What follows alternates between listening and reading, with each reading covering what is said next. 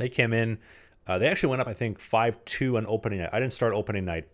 They go up 5-2. We come back in the third period, tied up 6-6. We win at 7-6 in overtime. We put them to bed. It was a great, big celebration. We got a nice horn, too. We have the same goal horn as the Toronto Maple Leafs in our arena, which is cool. Next night, or next afternoon, I guess, it was a Sunday afternoon game. We drove all the way down to Toledo, Ohio, which on the drive down there, which is about 2 hours and change, we drove past Springfield, Ohio. You recognize Springfield, Ohio, Dave? I've seen it in the news a little bit here. Yeah. They're eating the dogs. They're eating the cats. They're eating the people and the pets that live there. Passed right by there. And the guy that I was driving with, he's like, hey, you want to stop for a second? No. Keep going. No. Do not get up. Yep. Don't stop, dog. No, keep driving to the game, fella. So we did exactly that. We drove to the game, and no cats, dogs, or starting goalies were eaten. And so afternoon puck drop. Busy afternoon, dude. Let me tell you. I went 19 for 19 the first period. They were putting some action on me. Breakaways, penalty kills, left, right, and center. We're up, I think, 2-0 after the first period. I think we got outshot, and I could be mistaken on this one, but I think it was like 19-9. So lots of action, and I was feeling great. I was moving well. That new surgically operated on hip was moving great, super mobile. I was feeling very comfortable. Second period comes in, getting into some penalty trouble. I think it was 2-1, and then we ended up going up 5-1. So they scored 2-1, then 5-1. And then they buried a second goal, just chipping away right at the front of the crease, buried it in 5-2. And then this is where the exciting stuff happens. So I make a stick save, beautiful stick save, great rebound control, put it right in the glass where you want to. We're busting up the ice. We toss the pizza. They're coming back with one of their guys who just played a couple of years in the East Coast Hockey League. Great player, by the way. He has these funky little white skates, which a lot of guys were chirping for bad style. I personally like a good pair of white skates, especially on a goalie. I don't know about a player, but I appreciate that. It's a little like white carbon Reminds fiber me, piece. last guy did that. I think it was Sergei Fedorov who did it in the NHL, didn't he? Yeah, he was a style icon, though. Yeah. So actually, there was a story I heard too the other day about Daniel Sprong. He went down to Detroit to play for the Wings. They said, "What number you want?" They said 91. They're like, "Ooh, no 91." Yeah, but it's not retired. You don't wear number 91 in Detroit. Yeah, But no. So he comes in, and I got to give credit where credit is due again. Snizzes just a beautiful shot, just clips it right over my elbow, right over my shoulder, bar and in. You hear the bar go clunk. Again, you got to give credit to those types of shots. That's a fantastic shot. They score. They come down right by the crease. One of the guys yelling, "Hey, your podcast sucks." The other guy yells, "Hey, you suck." And then it was on like Donkey Kong. I don't ask questions. I just do first. I ask questions later. So I gave the guy a glove to the face, let him know what I thought about that. And he looked at me kind of half stunned. And then as I saw that happening, the guy to my left was coming towards me. And I thought, it's on. We got to get moving here quick before we fall behind here. So I dropped my glove. I grabbed the guy. I shake him.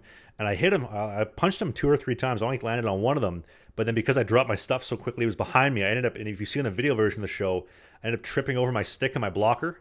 So I fall over, and then he lands on top of me, and then the other guy comes in. The ref gets on top, and then because I have such a huge chest protector, I knew that, hey, this is a bad situation. So I just put my head in my chest protector, and I kind of tucked, and I could feel him hitting the outside of my chest protector, but he never made it to the face. So So you literally went full turtle and just tucked the head in. literally, well, so like one of the hacks that I talk about is like make sure you sit your chest protector all the time because it looks bigger, it presents bigger.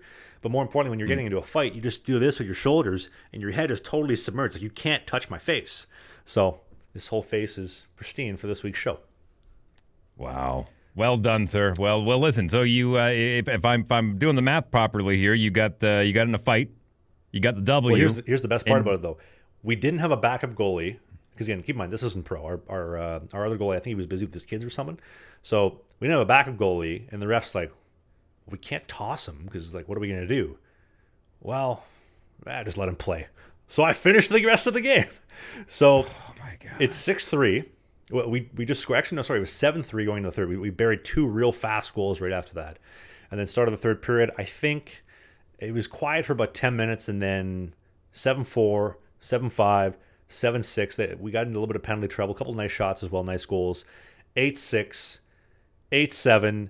We snizz this beautiful goal, and then we get an empty netter to finish, 9-7. And then you'll see in the video version, if you haven't seen the clip on Instagram already, it's been popping off, especially on TikTok. But I did the Askarov cellular. I know we talked about Yaroslav Askarov or Askarov the week before. Flips the net. I know he bench presses the net. I thought, it'd be funny if I just flipped the net over. I flipped the net over, gave him the belt, best goalie in women's pro hockey right here. And they weren't too big fans of that. And then news comes down. This is the spicy stuff, Dave. So we get the win. Keep in mind. go 60 saves on 67 shots. They were pissed that they lost, and they were pissed that I flipped the net. So immediately after the game, they turned off our hot water.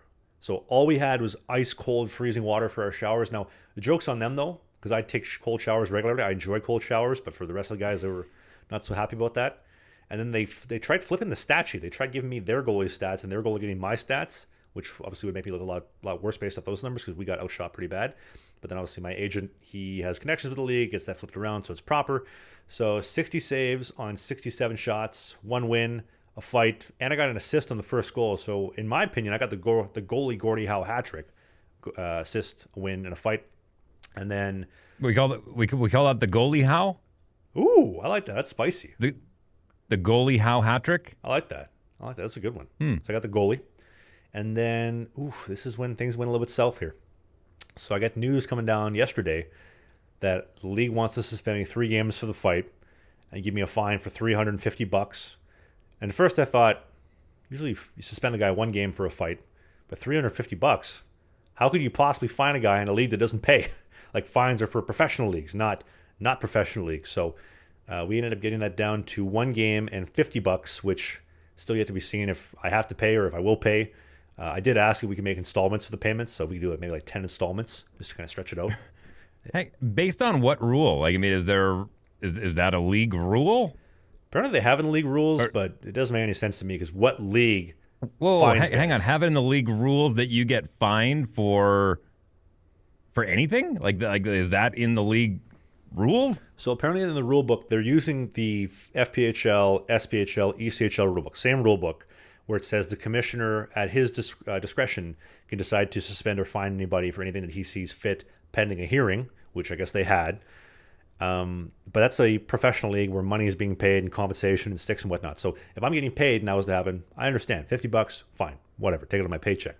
But if I'm not getting paid, I'm not getting sticks, I'm not getting any of these perks, I'm not getting free living, I'm not really getting anything outside of a place to play, how can you find something? That doesn't make any sense. Interesting. I also came up with the idea we should get 5,000 pennies and just drop it off at their front step. Good luck finding the pennies. You have an easier time finding them in the States. We don't use them here in Canada anymore. That's what I was thinking. Just get like a wheelbarrow and drop them off. Here's your $50. Pick up the pennies. If you want to continue with that kind of relationship with the league, absolutely go with that one because it's worked out so good in the past. Yeah, so that's the situation. So I'm not going to be playing this weekend, suspended, and then back in action the following weekend versus, I think, Western Michigan. A team from Western Michigan from Grand Rapids comes down to play us here in Fort Wayne. Are you on the bench at least, just in case? Nope, not allowed to be. Suspended 1 game. Hey, if you enjoyed this video, hit the subscribe button.